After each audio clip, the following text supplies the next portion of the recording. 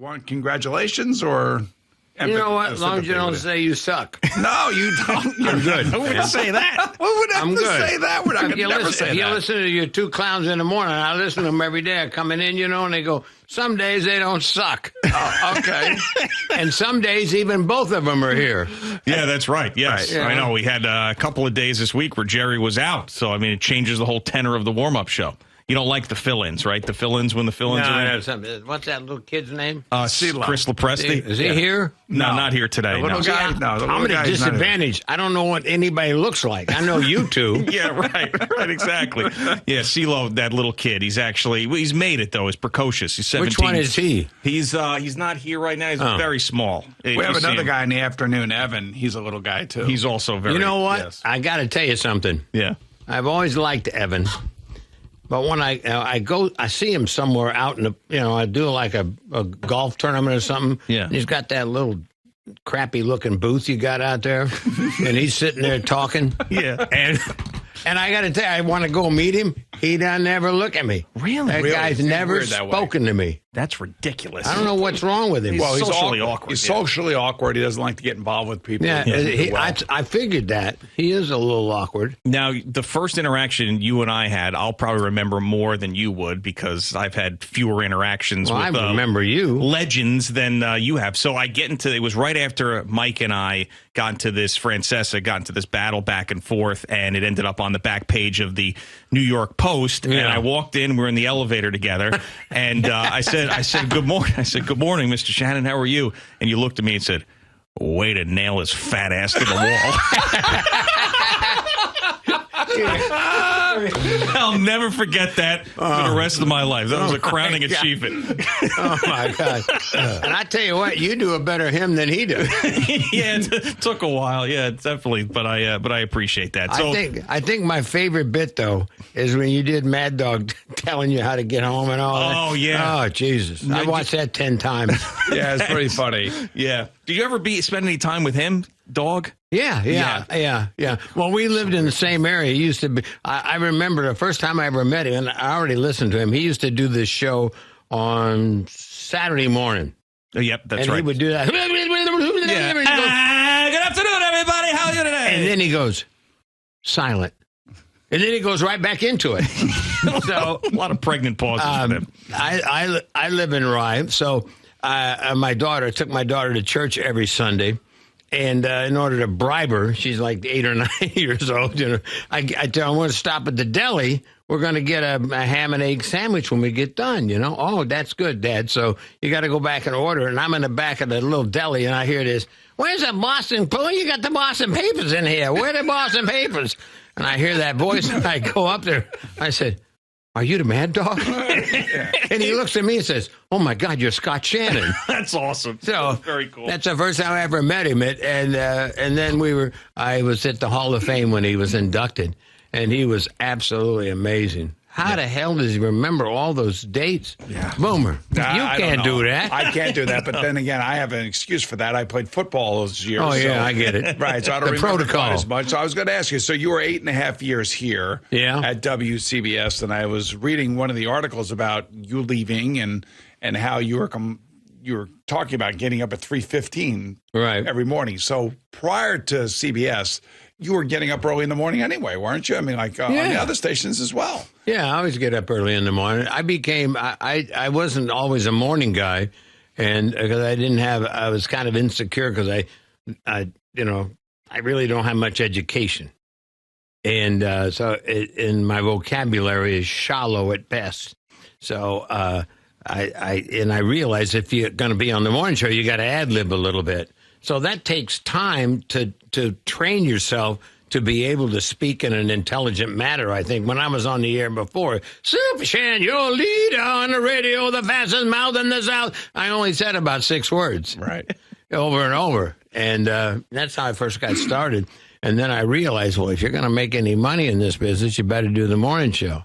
You realize that, right? Well, yeah, sure. It works that way, right? Of course. I mean, you're making a lot more money than you made when you were wobbling around here bugging people, right? That is wobbling around. I like that. That's a good description of it. 100%. So during the heyday of Z100, and I watched the documentary, and you were great in that documentary. Did you, while that was happening, did you understand the impact of that time in music radio in New York City? Or I had no clue. Huh. You know, you're in the moment. And you don't think about it, you know? I mean, 1 minute I'm just, I'm a DJ from Tampa, and I'm, the first time you saw it in the movie, the first time I got any press, this guy wrote about me in the Daily News. He said, oh man, this guy wrote about me in the paper. I can't wait to see it. And he said, there's a new DJ in town. His name is Scott Shannon, and I hope the hell he's got a round trip ticket back to Tampa because he's horrible. Wow. And I mean, he ripped me apart. Yeah. And my wife read it before I got home. She says, crying. She said, what are we going to do? I said, well, he's a writer. Leave him alone. That's not the ratings. Right. I don't have to worry about that. That's true. And I really didn't know New York, and I was kind of afraid. I looked at the buildings and all that. You saw the movie when I was coming in with my wife, and she'd been here before. She's worldly. Yeah, right? How I got her, I don't know. But so we're coming in from the airport, and I'm looking, oh, my God, look at that skyline. I'm going to be talking to those people. That's New York. And she said, no, that's Newark. It's so funny. It's a great line. Yeah. And if you haven't seen that movie, the Z100, the Glory Days, whatever the tagline is, it's the Z100 Worst to first. Worst to first. That's right. We're going to give it a plug. Worst to first. Yeah, I figured I was hoping. I was like, Scott, please jump in and give me the name of this, but I didn't want to ask you. You know what I've noticed about you guys? When you first started, you were very kind of quiet. He ran the show. Yeah. Now he's lucky to get a word in edgewise. Thank you very much for recognizing that. Sometimes, because I listen to you guys on the way home, and I think sometimes I said, I guess Boomer's out for the hour. Maybe he's downstairs talking to people, or no, I'm over here sleeping. Actually, I'm bored. And it's like your show. Well, but let's face it. You have to understand, I work with what I term them as NARPs, the non-athletic regular people. Right. And these guys take that hour just to dump on me and to get all of their aggression out on me. Super Bowl stuff? Yeah, whatever. It could be Super Bowl stuff, could be an interception, could be an injury that I suffered, could be something I said stupid on TV somewhere along the line. And they just all take shots at me, Scott. So I just have to sit here and just take it. And in the very beginning, Boomer didn't trust me at all. So anytime I started to talk, he would take a phone call on top of me. So that's what would happen in our first 6 months. I'd be like, Boomer, what I was thinking about, Ted Newark, go ahead. And I'm like... Wait a second. Why am I even here? He's trying to keep it rolling. You understand? My point is that I just want to see how he was going to handle it. See whether or not he was going to push back or not. Yeah, and we pushed back, and we're here. We pushed back, and we're here, and what do you know? Gio, what happened? What was it like the first 6 months when you were in here working with a legend?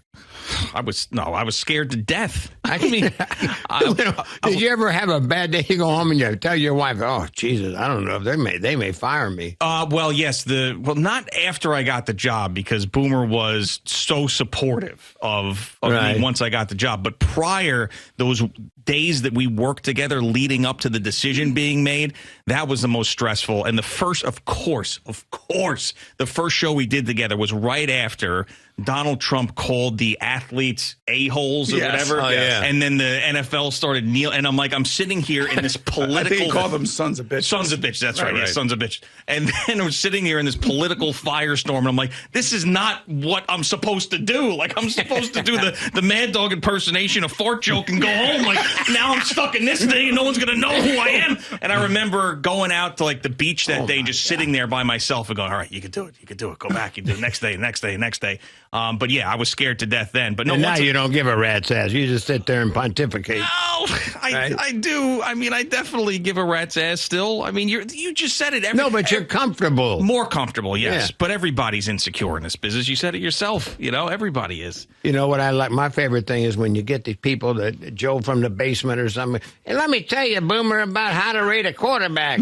Wait a minute. You've been on the radio so long, they forget you actually played the game. Yeah. And this idiot from his basement's calling and telling you why Jones sucks or whatever. Whatever. I mean, it is what it is. And Scott, you're very patient with him, though. Well, there are listeners. You have to be patient. It's okay. Everybody has an opinion. Doesn't insult me. Doesn't worry about. I don't worry about it. Once I walk out, one thing I learned from Craig Carton was once you walk out of that past that door out of the studio, whatever was said, it was said. It's out there. It's too late. There's really nothing you can do about it. He doesn't care, does he? Oh, hell no, he doesn't care. Yeah, but you cared, and obviously do, and you still care because you're still working. You're not actually shutting it all down now. Well, I don't know. I got a little Tom Brady in me. You know that he's going through hell right now. Yeah. I mean, he must just go home. And he doesn't have his wife he's home by himself there, Well, he's, as I understand it, I think he's living in Tampa, and I think they're living in Miami. But, obviously for him to get on a private jet to go over to Miami, it's like you and me driving up to Westchester. There's no problem. But yeah, he's got to get through the season and figure out what he wants to do next year. If he wants to play, or if he wants to start accepting the money from Fox. $375 million they've given him for 10 years. That's a pretty good alternative, isn't it? Yeah, I think it's a I alternative. Yeah, you didn't have that situation when you. Well, I kind of did, but then Al Michaels stabbed him in the back. Remember that? Yes. No, I kind of did have, but I didn't have it at that number. That number was ridiculous. That's a good number. Can you imagine these baseball players who played pretty well in their day, and they're looking at these guys now? What are they looking at? The first $1 billion deal coming up? Well, I don't know about that. But how about this guy?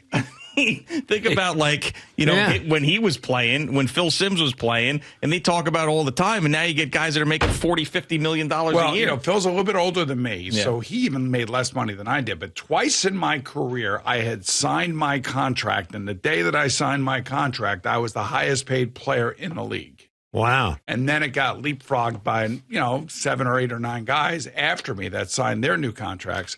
But the biggest contract that I had signed, the initial contract, was $1.2 million a year. Woo! Which was a lot of money back then. And that was when I was the highest paid player in the NFL in 1987. The third stringers get that now. Yeah, and more. Yes. Well, good for them. It's one of the things we fought for back in '87 during the strike. And we're talking to Scott Shannon here on Boomer and Geo.